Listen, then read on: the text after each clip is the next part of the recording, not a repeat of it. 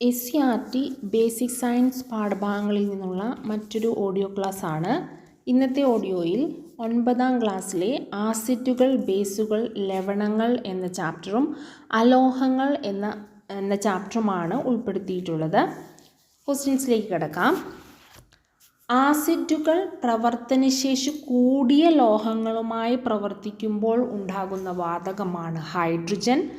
ആസിഡുകൾ കാർബണേറ്റുകളുമായി പ്രവർത്തിക്കുമ്പോൾ ഉണ്ടാകുന്ന വാതകമാണ് കാർബൺ ഡൈ ഓക്സൈഡ്.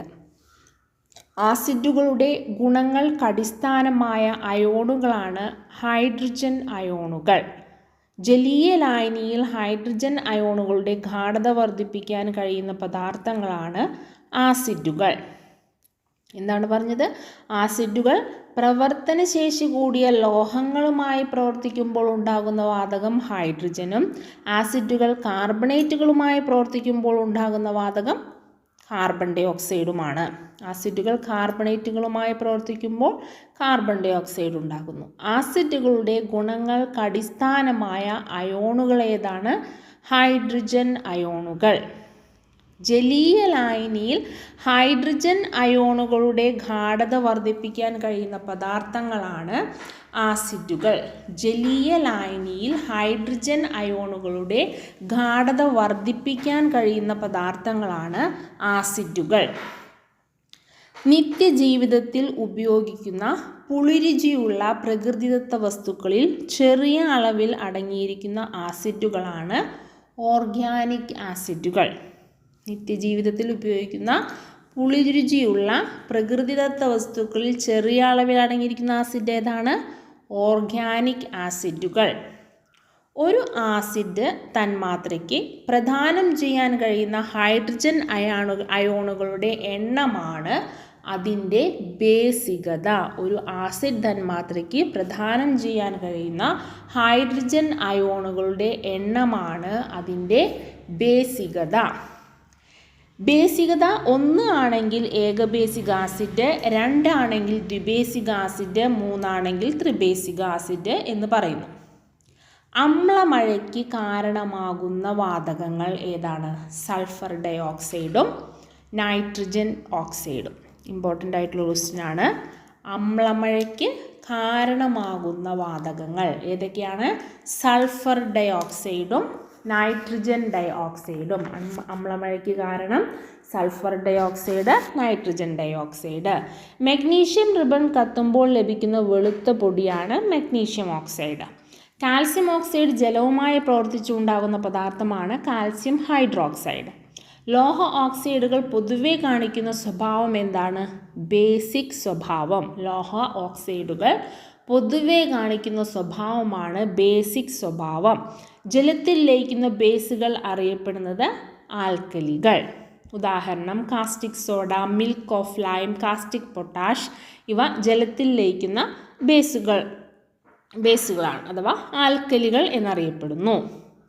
ആസിഡിൻ്റെയും ബേസിൻ്റെയും സ്വഭാവം കാണിക്കുന്ന ഓക്സൈഡുകൾ അറിയപ്പെടുന്നത് ആംഫോറ്ററിക് ആസിഡ്, ആംഫോറ്ററിക് ഓക്സൈഡുകൾ. ആസിഡിൻ്റെയും ബേസിൻ്റെയും സ്വഭാവം കാണിക്കുന്ന ഓക്സൈഡുകൾ എന്താണ്? ആംഫോറ്ററിക് ഓക്സൈഡുകൾ. ആസിഡിൻ്റെയും ബേസിൻ്റെയും സ്വഭാവം കാണിക്കുന്നത് ആംഫോറ്ററിക് ഓക്സൈഡുകൾ. ജലീയ ലായനിയിൽ ഹൈഡ്രോക്സൈഡ് അയോണുകളുടെ ഗാഢത വർദ്ധിപ്പിക്കാൻ കഴിയുന്ന പദാർത്ഥങ്ങളാണ് ആൽക്കലികൾ. ഏതൊരു ആസിഡും ബേസും ജലത്തിൽ ലയിക്കുമ്പോൾ അവ അയോണുകളായി വിഭജിക്കപ്പെടുന്നു എന്ന സിദ്ധാന്തമാണ് അറീനിയസ് സിദ്ധാന്തം. അറീനിയസ് സിദ്ധാന്തം ആവിഷ്കരിച്ച ശാസ്ത്രജ്ഞനാണ് സ്വാൻ ഡെ അറീനിയസ്. എന്താണ് അറീനിയസ് സിദ്ധാന്തം? ഏതൊരു ആസിഡും ബേസും ജലത്തിൽ ലയിക്കുമ്പോൾ അവ അയോണുകളായി വിഭജിക്കപ്പെടുന്നു എന്ന സിദ്ധാന്തമാണ് അറീനിയസ് സിദ്ധാന്തം. അറീനിയസ് സിദ്ധാന്തം ആവിഷ്കരിച്ചത് സ്വാൻ ഡെ അറീനിയസ്. ആസിഡിൻ്റെയും ബേസിൻ്റെയും സ്വഭാവം കാണിക്കുന്ന ഓക്സൈഡുകൾ ഏതാണ്? ആംഫോറ്ററിക് ആസിഡ്. ഏതൊരു ആസിഡും ബേസും ജലത്തിൽ ലയിക്കുമ്പോൾ അവ അയോണുകളായി വിഭജിക്കപ്പെടുന്നു എന്ന സിദ്ധാന്തമാണ് അറീനിയസ് സിദ്ധാന്തം. ആസിഡും ബേസും തമ്മിൽ പ്രവർത്തിച്ച് അവയുടെ ഗുണങ്ങൾ പരസ്പരം ഇല്ലാതെയാകുന്ന രാസപ്രവർത്തനം അറിയപ്പെടുന്നത് നിർവിരീകരണ പ്രവർത്തനങ്ങൾ. നിർവീരീകരണ പ്രവർത്തനങ്ങൾ. ആമാശയത്തിൽ നടക്കുന്ന ദഹന പ്രവർത്തനത്തിന് സഹായിക്കുന്ന ആസിഡ് ഏതാണ്? അത് ഹൈഡ്രോക്ലോറിക് ആസിഡാണ്. ഇമ്പോർട്ടൻ്റ് ആണ്. ആമാശയത്തിൽ നടക്കുന്ന ദഹന പ്രവർത്തനത്തിന് സഹായിക്കുന്ന ആസിഡാണ് ഹൈഡ്രോക്ലോറിക് ആസിഡ്. ആമാശയത്തിലെ ആസിഡിറ്റി കുറയ്ക്കാനായി ഉപയോഗിക്കുന്ന ഔഷധങ്ങൾ അറിയപ്പെടുന്നത് എന്താണ്? അൻറ്റാസിഡുകൾ. ആമാശയത്തിലെ ആസിഡിറ്റി കുറയ്ക്കാനായി ഉപയോഗിക്കുന്ന ഔഷധങ്ങളാണ് അൻറ്റാസിഡുകൾ. ആമാശയത്തിൽ ആസിഡിൻ്റെ അംശം കൂടുന്നതും ഉണ്ടാകുന്ന അസുഖങ്ങൾ ഏതൊക്കെയാണ്? വയറെരിച്ചൽ, പുളിച്ചു തികട്ടൽ. ആമാശയത്തിൽ പെപ്റ്റിക് അൾസർ, ക്യാൻസർ തുടങ്ങിയവയ്ക്ക് കാരണമാകുന്നത് എന്താണ്? ആസിഡിൻ്റെ അംശം കൂടുന്നത് കൊണ്ട്. ആമാശയത്തിൽ പെപ്റ്റിക് അൾസർ, ക്യാൻസർ തുടങ്ങിയവയ്ക്ക് കാരണമാകുന്നതാണ് ആസിഡിൻ്റെ അംശം കൂടുന്നത് കൊണ്ട്. Calcium carbonate, aluminium carbonate, aluminium hydroxide, sodium bicarbonate, magnesium hydroxide മുതലായവ പ്രധാന ഘടകങ്ങളായ രാസപദാർത്ഥങ്ങളാണ് അൻറ്റാസിഡ്. ഏതൊക്കെയാണ് അൻറ്റാസിഡുകളിലെ പ്രധാന ഘടകങ്ങൾ? Calcium carbonate, aluminium carbonate, aluminium hydroxide, sodium bicarbonate, magnesium hydroxide മുതലായവ പ്രധാന ഘടകങ്ങളായ രാസപദാർത്ഥങ്ങളാണ് ഏത്? അൻറ്റാസിഡ്. പദാർത്ഥങ്ങളുടെ ആസിഡ് ബേസ് സ്വഭാവം കണ്ടുപിടിക്കുന്നതിൻ്റെ ശാസ്ത്രീയ മാർഗമാണ് pH മൂല്യം നിർണ്ണയിക്കൽ. pH സ്കെയിൽ കണ്ടുപിടിച്ച ഡാനിഷ് ശാസ്ത്രജ്ഞൻ ആരാണ്? സോറൻസൻ. pH മൂല്യം കണ്ടുപിടിച്ചത് സോറൻസൻ. നിർവീര്യ ലായനിയുടെ pH മൂല്യം 7.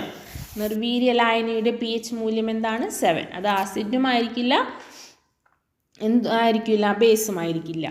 pH മൂല്യം 7-ൽ കൂടിയ ലായനികളുടെ സ്വഭാവമാണ് എന്ത്? ബേസിക്. pH മൂല്യം 7-ൽ കുറവായ ലായനികളാണ് ആസിഡ്. 7-ൽ കുറവ് ആസിഡും 7-ൽ കൂടുതൽ ബേസിക്കും. ജലീയ ലായനികളുടെ pH നിർണ്ണയിക്കാൻ ഉപയോഗിക്കുന്ന ഉപകരണമാണ് pH മീറ്റർ.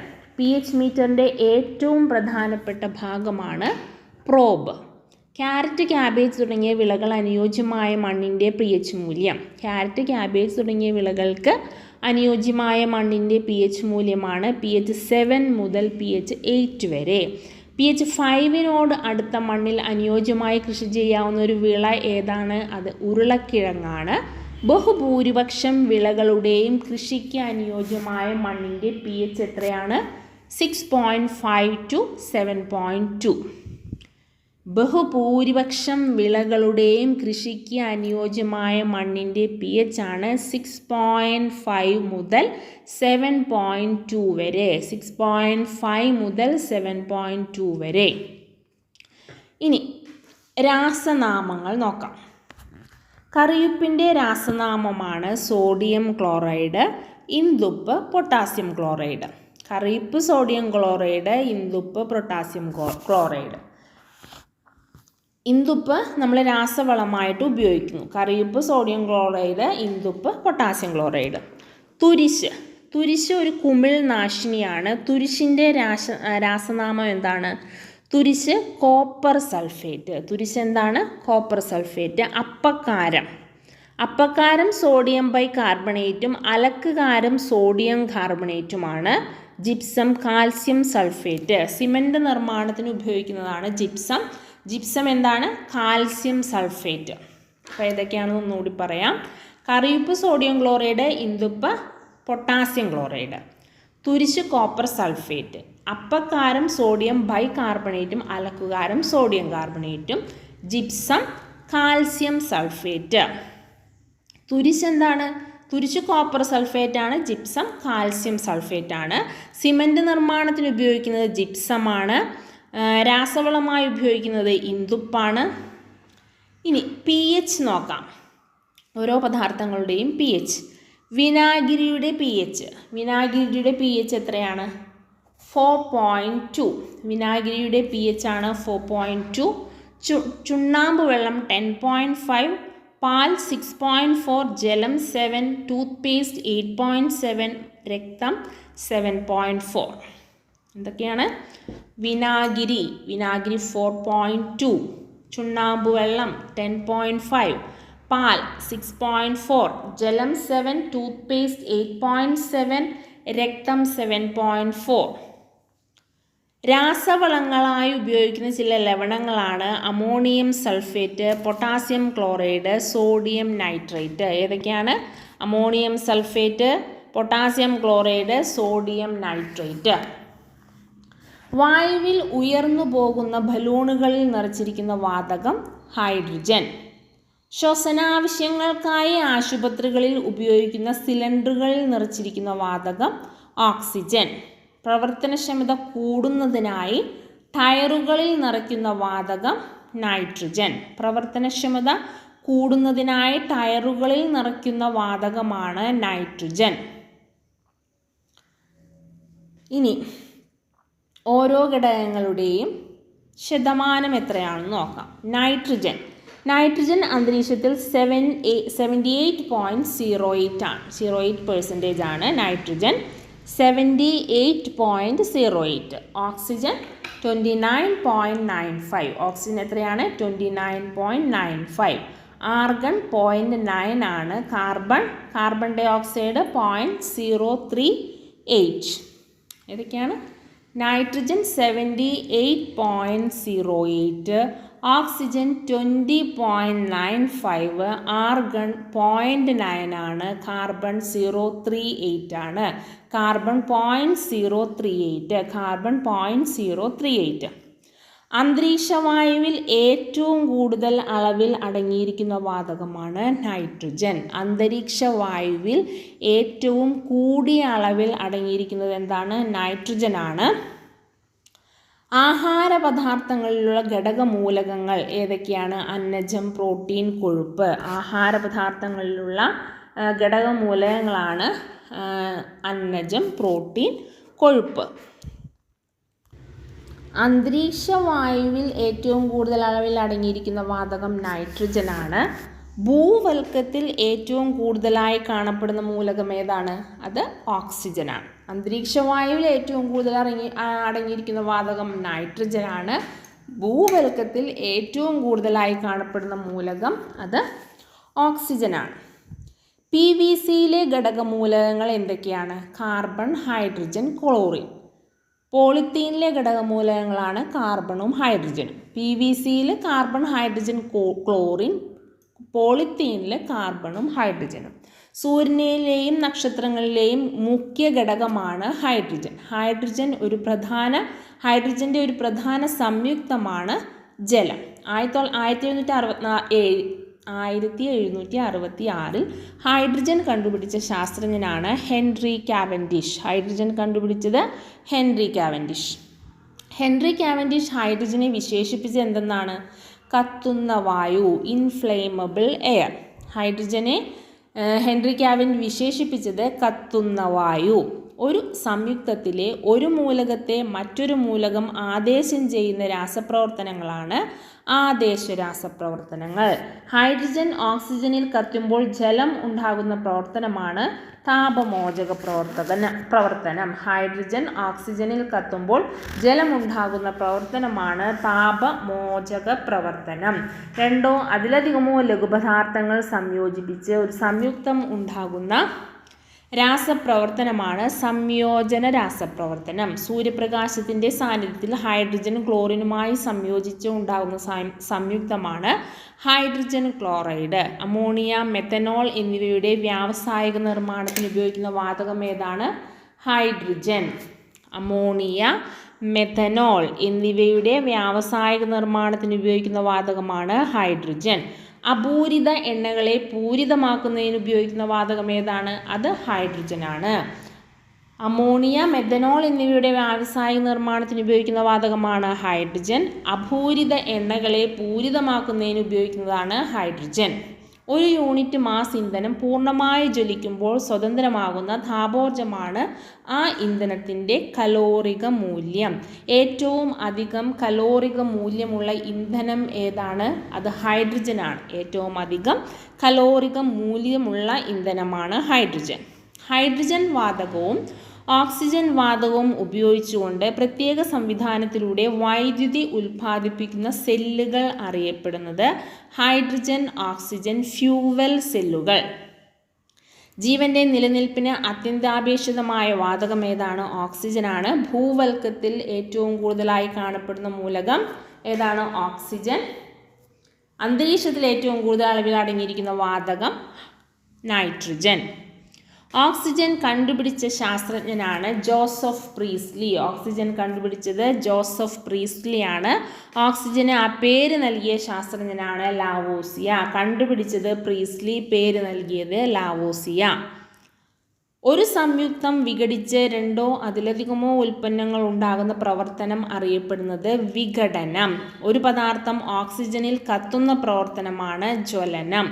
ജൈവ വിഘടനത്തിന് കാരണമായ ബാക്ടീരിയ, ഫംഗസ് തുടങ്ങിയ സൂക്ഷ്മജീവികൾ അവയുടെ ജീവൽ പ്രവർത്തനത്തിനാവശ്യമായ ഊർജം ഉൽപ്പാദിപ്പിക്കുന്നത് ജൈവ തന്മാത്രകളെ ഓക്സീകരിച്ച്.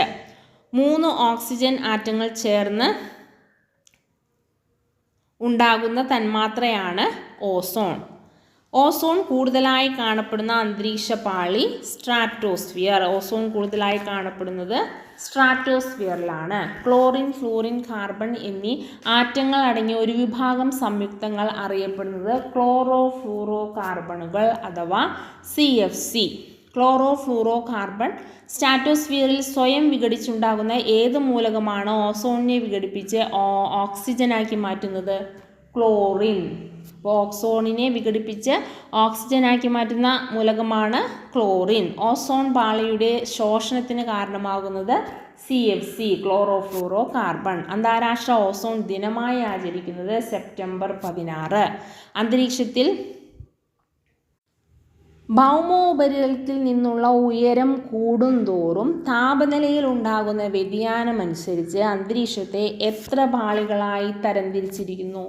5 പാളികളായി തരംതിരിച്ചിരിക്കുന്നു. ഭൗമോപരിതലത്തോട് ചേർന്ന് കാണപ്പെടുന്ന അന്തരീക്ഷ പാളിയാണ് ട്രോപ്പോസ്ഫിയർ.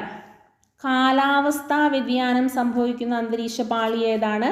അത് ട്രോപ്പോസ്ഫിയർ ആണ്. ട്രോപ്പോസ്ഫിയറിന് തൊട്ടുമുകളിൽ കാണപ്പെടുന്ന അന്തരീക്ഷ പാളിയാണ് സ്ട്രാറ്റോസ്ഫിയർ.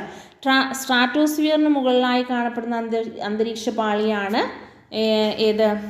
മിസോസ്ഫിയർ. അപ്പോൾ ട്രോപ്പോസ്ഫിയർ ഏകദേശം ഉപരിതലത്തിൽ നിന്ന് 8 മുതൽ 14.5 കിലോമീറ്റർ വരെയാണ് എന്ത്? ട്രോപ്പോസ്ഫിയർ. സ്ട്രാറ്റോസ്ഫിയർ ഏകദേശം 50 കിലോമീറ്റർ വരെയാണ്. മിസോസ്ഫിയർ 85 കിലോമീറ്റർ വരെയാണ്. ട്രോപ്പോസ്ഫിയർ 14 കിലോമീറ്റർ വരെയും സ്ട്രാറ്റോസ്ഫിയർ 50 കിലോമീറ്റർ വരെയും മിസോസ്ഫിയർ 85 കിലോമീറ്റർ വരെയുമാണ്. അന്തരീക്ഷത്തിൽ താപനില ഏറ്റവും കുറവുള്ള പാളി ഏതാണ്? അത് മിസോസ്ഫിയർ ആണ്. താപനില വളരെ കൂടുതലുള്ള അന്തരീക്ഷ പാളി അത് തെർമോസ്ഫിയർ ആണ്. അന്തരീക്ഷത്തിലെ ഏറ്റവും ഏകദേശം 600 കിലോമീറ്റർ വരെ വ്യാപിച്ചു കിടക്കുന്ന പാളിയാണ് തെർമോസ്ഫിയർ. ഏകദേശം 10,000 കിലോമീറ്റർ ബഹിരാകാശത്തേക്ക് വ്യാപിച്ചു കിടക്കുന്ന പാളിയാണ് എക്സോസ്ഫിയർ. 600 കിലോമീറ്റർ വരെ വ്യാപിച്ചു കിടക്കുന്നത് തെർമോസ്ഫിയർ ആണ്. 10,000 കിലോമീറ്റർ വരെ വ്യാപിച്ചു കിടക്കുന്നത് എക്സോസ്ഫിയർ ആണ്. ഏറ്റവും താപനില കുറഞ്ഞ പാളി ഏതാണ്? അത് മിസോസ്ഫിയർ ആണ്. താപനില കൂടിയത് തെർമോസ്ഫിയർ ആണ്. അന്തരീക്ഷത്തിൻ്റെ പാളികളെ എത്രയായി തരംതിരിച്ചിരിക്കുന്നു? 5 എണ്ണമായി തിരിച്ചിരിക്കുന്നു. ഇടിമിന്നൽ ഉണ്ടാകുമ്പോൾ നൈട്രജൻ അന്തരീക്ഷ ഓക്സിജനുമായി സംയോജിച്ച് ഉണ്ടാകുന്ന വാതകമാണ് നൈട്രിക് ഓക്സൈഡ്. നൈട്രിക് ഓക്സൈഡ് കൂടുതൽ ഓക്സിജനുമായി സംയോജിപ്പിച്ച് ഉണ്ടാകുന്നതാണ് nitrogen dioxide. Nitrogen dioxide ഓക്സിജൻ്റെ സാന്നിധ്യത്തിൽ മഴവെള്ളത്തിൽ ലയിച്ചുണ്ടാകുന്നതാണ് നൈട്രിക് ഓക്സൈഡ്. നൈട്രിക് ആസിഡ് മണ്ണിലെ ധാതുക്കളുമായി പ്രവർത്തിച്ചുണ്ടാകുന്ന ഏത് ലവണങ്ങളാണ് സസ്യങ്ങൾ വലിച്ചെടുക്കുന്നത്? നൈട്രേറ്റ് ലവണങ്ങൾ.